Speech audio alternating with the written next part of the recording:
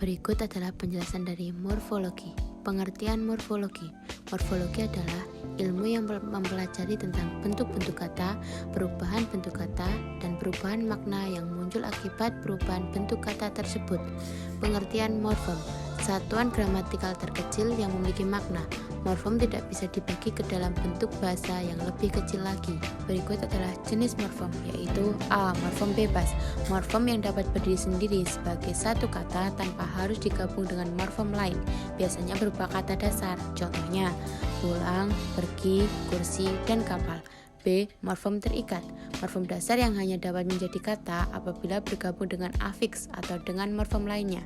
Contohnya bugar, gulita, cantum. Selanjutnya C. Morfem gramatikal. Morfem yang jumlahnya terbatas dan berfungsi sebagai penghubung di antara morfem leksikal, contohnya dan, yang, dengan. D. Morfem leksikal. Morfem yang jumlahnya tidak terbatas dan sangat produktif mencakupi kata penuh dan afiks derivatif. Semua morfem yang dapat berdiri sendiri atau memiliki makna leksikal disebut morfem leksikal. Contohnya makanan, rumah, kucing. Selanjutnya E. Morfem segmental. Morfem yang terjadi dari fonem segmental, contohnya lihat, lah, sikat, ber. F. Morfem suprasegmental.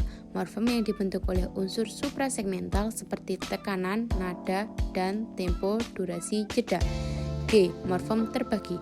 Morfem yang realisasinya dalam bentuk morfem yang diantarai oleh unsur lain, contohnya ke-an pada kata keadaan. Selanjutnya adalah proses morfologis. A. Afikasi. Proses pengimbauan pada satuan bentuk tunggal atau bentuk kompleks untuk membentuk morfem baru atau kata. Afik dalam bahasa Indonesia dapat berupa prefiks, sufiks, infiks, dan konfiks atau simulfiks. Berikut pengertian dari prefiks atau awalan, imbuhan yang ditambahkan pada bagian awal sebuah kata dasar.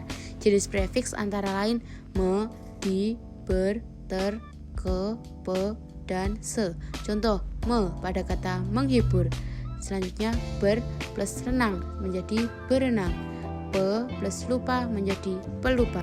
Selanjutnya, infiks, morfem yang disisipkan di tengah kata dasar atau sisipan. Contoh infiks dalam bahasa Indonesia antara lain el, dan in. Contohnya, misalnya infiks el pada kata telunjuk dan pada kata temali. Infiks el misalnya dari kata gembung menjadi gelembung.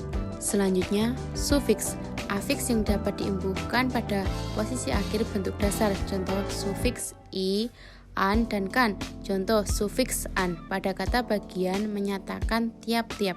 Contoh tahunan, mingguan.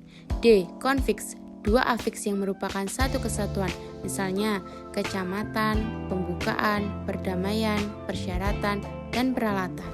Berikut adalah pengertian dari reduplikasi. Reduplikasi adalah proses pembentukan kata dengan cara mengulang kata dasar baik sebagian maupun keseluruhan.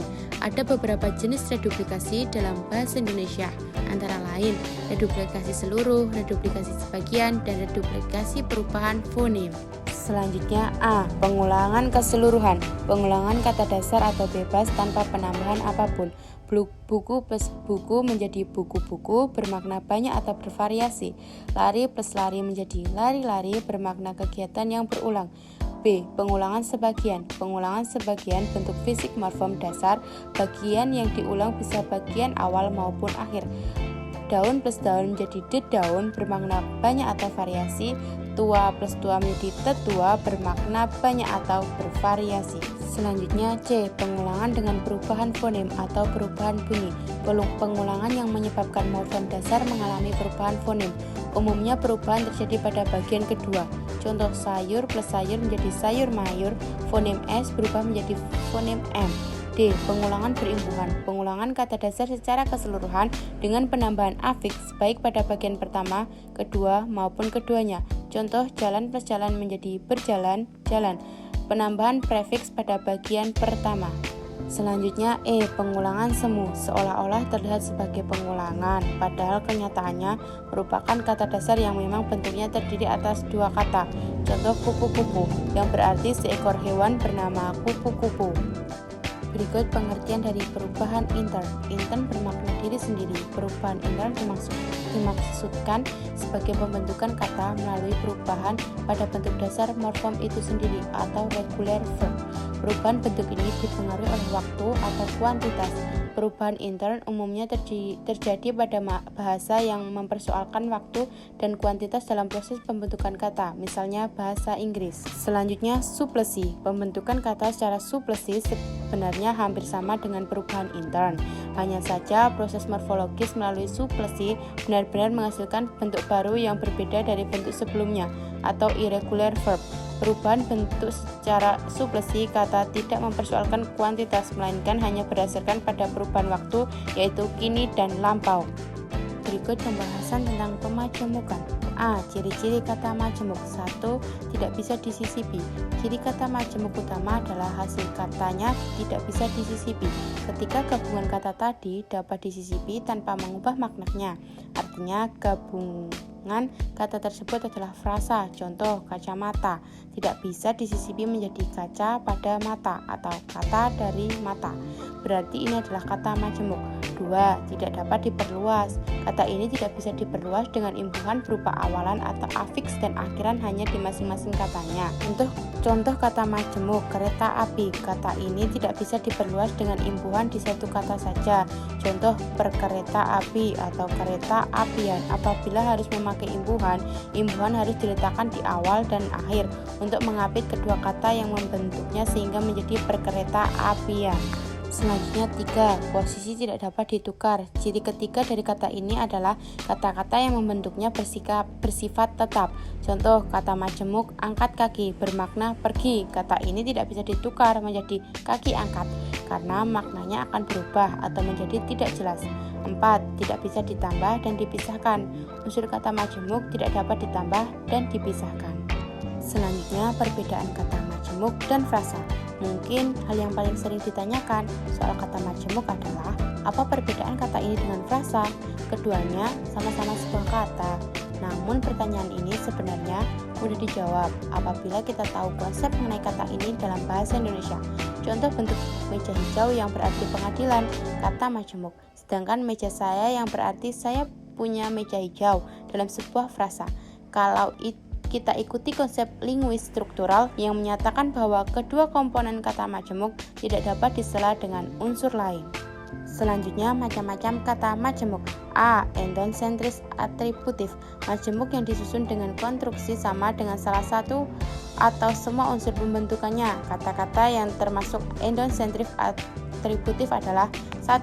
Kelompok endosentris atributif yang pertama adalah kelompok kata majemuk yang secara umum tidak diketahui atau tidak dikenal lagi unsur formatifnya. Contoh, Balayurung, Singgasana, Nusantara. Selanjutnya 2. Kelompok idiom serta metaforma yang sudah mati, misalnya matahari, anak mata, jantung hati, panjang tangan. C. Kelompok kata yang sudah membeku atau sedang dalam proses membeku, misalnya rumah makan, pasar malam, meja tulis. D. Kelompok kata majemuk yang salah satu unsurnya bersifat terikat, misalnya mahasiswa, gelap gulita, dan tuna renta. Selanjutnya E. Eksosentris terjadi bila kelas kata gabungan itu lain atau berbeda dari salah satu atau semua unsur pembentukannya. Contoh, bawah sadar, luar biasa, luar negeri, apabila, manakala. Selanjutnya, berdasarkan kata pembentukannya, kata majemuk dibedakan menjadi A. Kata majemuk yang tersusun dari kata benda yang disandingkan dengan kata benda lainnya. Contoh, kapal udara, sapu tangan, anak emas, dan lain-lain. B. Kata majemuk yang tersusun dari kata benda yang disandingkan dengan kata kerja. Contoh, kapal terbang, meja makan. C. Kata majemuk yang tersusun dari kata benda yang disandingkan dengan kata sifat. Contoh, orang tua, pejabat tinggi, rumah sakit, dan lain-lain. Selanjutnya D. Kata majemuk yang tersusun dari kata sifat yang disandingkan dengan kata benda. Contoh, panjang tangan, keras kepala, tinggi hati, dan lain-lain. E. Kata majemuk yang tersusun dari kata bilangan yang disandingkan dengan kata benda. Contoh, panca indera, sabta marga, dwi warna, dan lain-lain. Selanjutnya F. Kata majemuk yang tersusun dari kata kerja yang disandingkan dengan kata kerja lainnya. Contoh, naik turun, pulang pergi. Selanjutnya G. Kata majemuk yang tersusun dari kata sifat yang disandingkan dengan kata sifat lainnya. Contoh, tua muda, besar kecil, cerdik pandai, dan lain-lain. Berikut tata cara penulisan kata majemuk.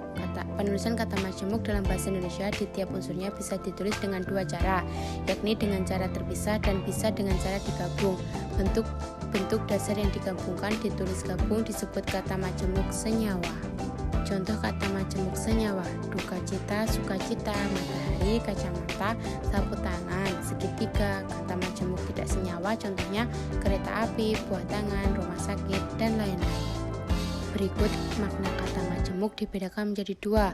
A. Idiom. Kata majemuk tersebut idiom ketika makna dari kata tersebut sama sekali baru, sehingga tidak ada makna yang muncul dari salah satu kata dasar yang mengarah pada makna baru dari kata tersebut. Contoh harga diri, matahari, mata batin, dan terang bulan. Selanjutnya B. Semi idiom. Kata majemuk jenis semi idiom berarti makna baru yang dihasilkan masih memiliki makna asli dari salah satu kata dasar yang membentuknya. Akan tetapi makna baru yang dihasilkan mengalami pergeseran sehingga sedikit mengubahnya. Contoh rumah sakit, rumah singgah, buku tulis, dan buku catatan.